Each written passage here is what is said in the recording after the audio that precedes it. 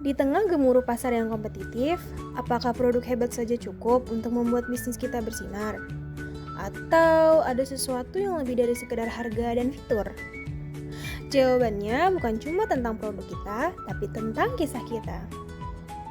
Kali ini dengan saya Savana, NIM 2202046048, akan menjelaskan mengenai membangun personal branding wirausaha. Lebih dari sekadar produk, ini tentang kisahmu. Untuk memenuhi tugas akhir mata kuliah kewirausahaan. Di era digital ini, konsumen tidak lagi hanya membeli produk, mereka membeli cerita, mereka membeli nilai, dan yang terpenting, mereka membeli dari orang yang mereka kenal dan percaya. Maka begitulah pentingnya personal branding. Tapi, personal branding itu apa sih? Personal branding itu bukan cuma soal logo atau warna bisnis. Ini tentang siapa diri kita sebagai wirausaha. Meskipun tidak terlihat langsung. Apa sih nilai-nilai yang kamu pegang? Apa yang membuat usaha kita unik? Apa kisah di balik perjalanan bisnis kita yang bisa kita bagikan?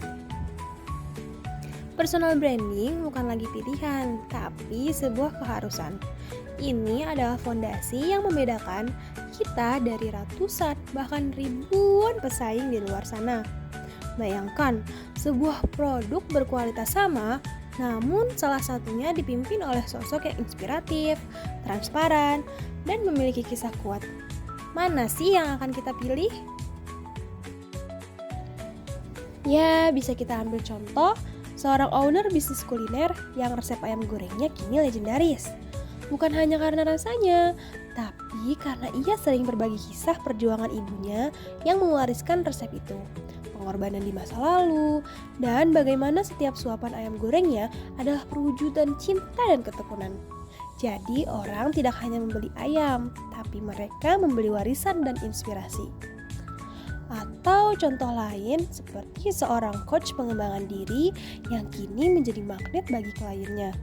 Ia tidak hanya menawarkan program pelatihan, tapi ia membangun personal brandingnya dengan membagikan pengalamannya sendiri dalam menghadapi kegagalan, bangkit dari keterpurukan, dan pelajaran hidup yang ia dapatkan.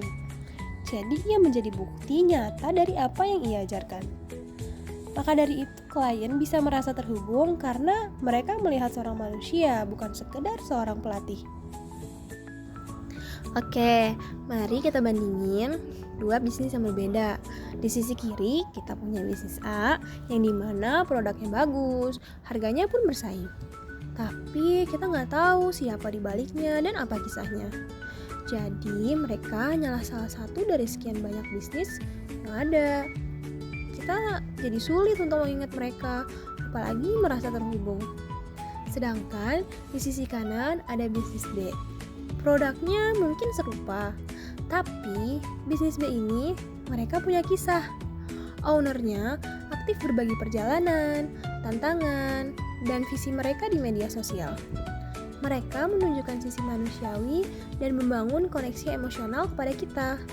Jadi pelanggan tidak hanya membeli produk, tapi juga mendukung sebuah visi, sebuah perjalanan, dan sebuah pribadi. Menurut teman-teman, mana sih yang akan lebih bertahan di badai persaingan? Nah, setelah kita mengetahui seberapa pentingnya personal branding untuk wirausaha, lalu gimana caranya sih agar kita dapat membangun personal branding yang kuat untuk usaha kita? Jadi, pertama-tama kita harus kenali usaha kita terlebih dahulu.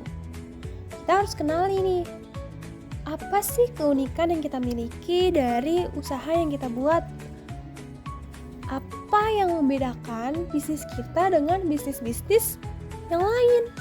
Sehingga kita bisa menjelaskan kepada para pelanggan nilai-nilai yang mendasari produk atau jasa kita. Nah, setelah kita tahu keunikan kita, lalu yang kedua, kita bagikan cerita kita secara konsisten di platform media sosial seperti Instagram, TikTok, atau YouTube, dan lain-lain. Nah, isinya bisa bervariasi seperti proses produksi kita. Gimana sih kita melakukan produksi usaha kita, seperti itu. Kisah dibalik nama produk kita jelaskan sejarahnya, atau inspirasi dibalik desain yang kita buat, atau bahkan sekedar tips and trik yang relevan dengan bisnis kita. Nah, setelah kita membuat cerita secara konsisten, selanjutnya kita perlu membangun interaksi dan komunitas untuk mencari pelanggan yang loyal.